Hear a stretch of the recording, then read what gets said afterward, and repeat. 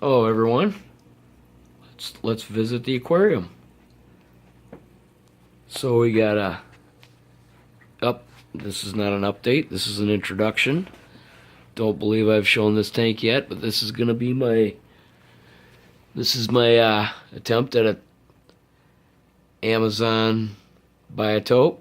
It's my 20 long. And this is an Apisto tank. I have a pair of cockatoos in here, triple red, and various dither fish, because that is one active little pair. So this tank's been running for a couple weeks. You see a nice gold, obviously. Beautiful gold.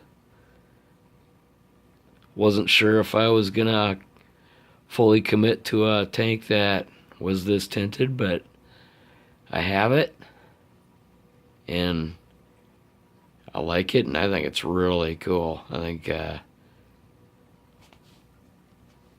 gonna be fun to play with this. So yeah, started off with the Apisto pair, and I think we had half a dozen rummy nose in there, and 5 schwartzi cory cats. And we've expanded that today by three rummy nose. Now we have 9 rummy nose in there, and 1 dozen small green neons were added today. And that was just a couple hours ago. So everybody's getting used to it. Just threw in a little chunk of rapashi, and we had a little mob scene back there in the corner where the catfish pushed it into. And I've been slowly adding plants to see what grows and see what doesn't, and who knows, decision's still out on that, because none of these plants have been in there for any amount of time. Let's see, get a closer shot here. Got a piece of pipestone there, directly from the pipestone quarry in southern Minnesota. Here's our schwartzi cories. Cool little cories. They were super active. Gee, I wonder who that is. Yeah.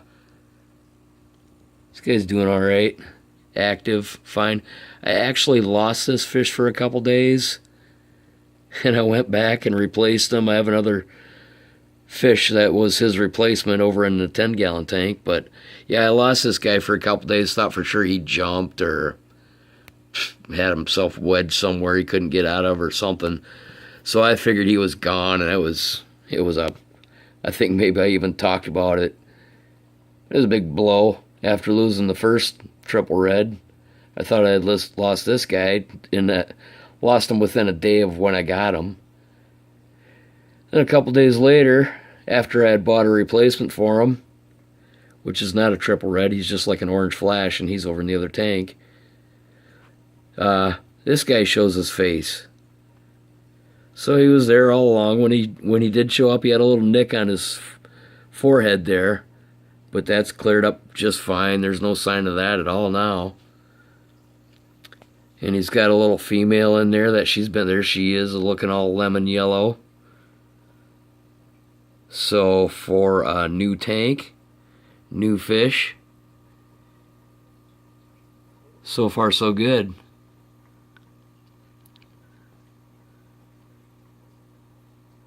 So this tank is just starting to get cycled here. I just added some media from other tanks, but yeah, so far it's doing all right.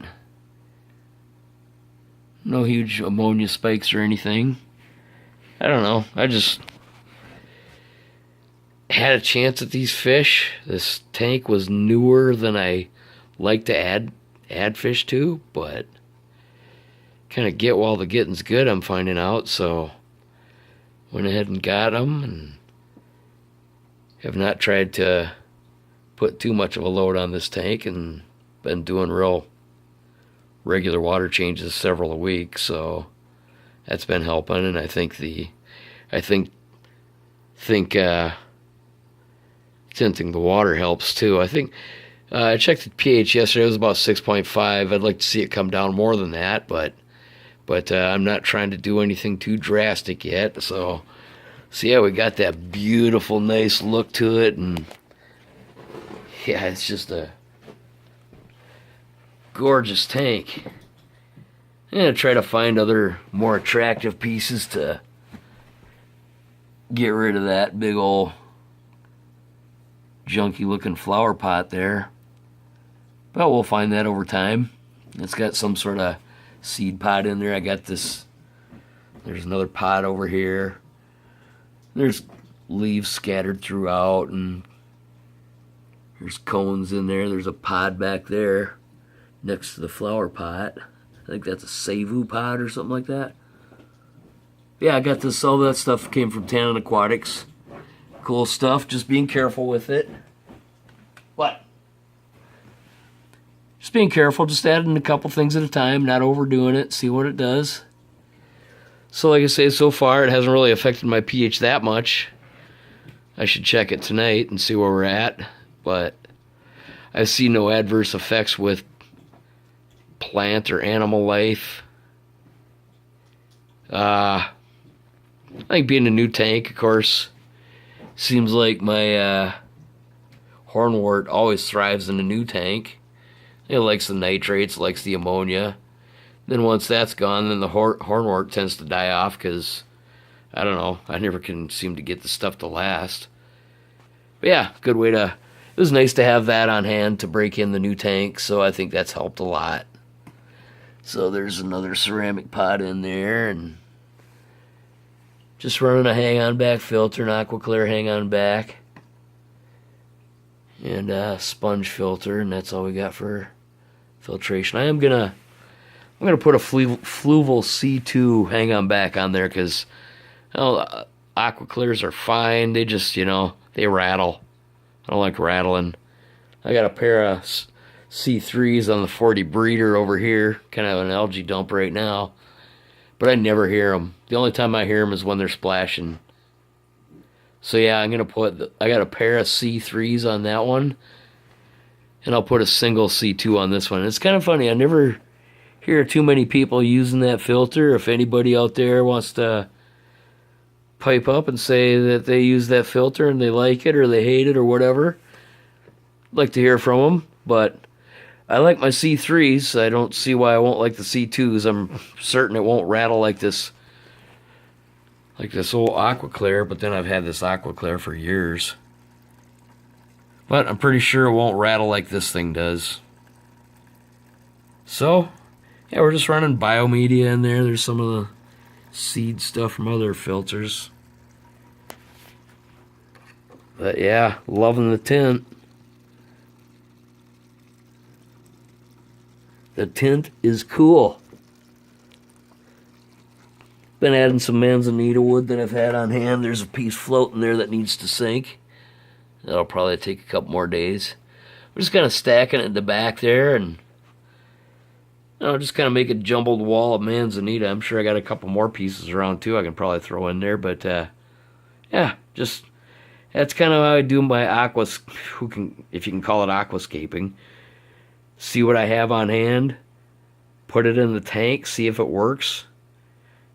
Generally, the first place where I put it is where it ends up, and try not to question myself too much. But yeah, just have a stack of driftwood, manzanita wood in the back there. That'll be kind of cool.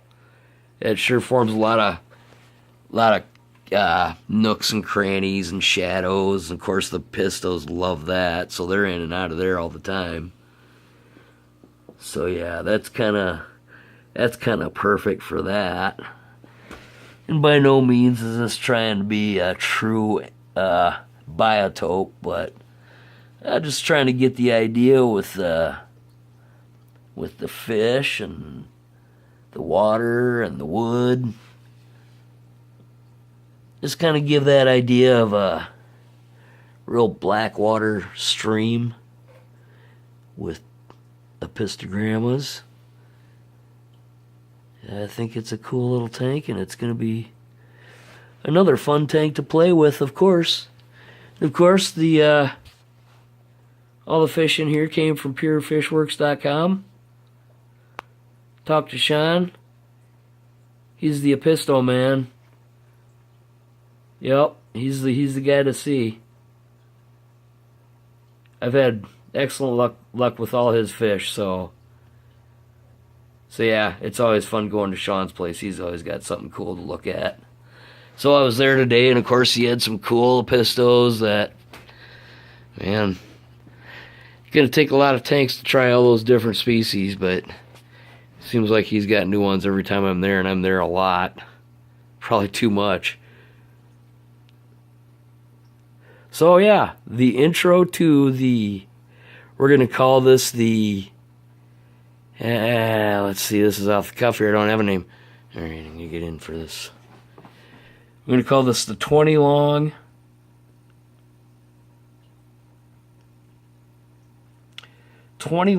Should I call it a 20 long tinted Apisto tank, or 20 long, I want to call it a planted tank. It's not that planted yet. Probably won't be. We're going to call it the 20 long tinted. That's what she is.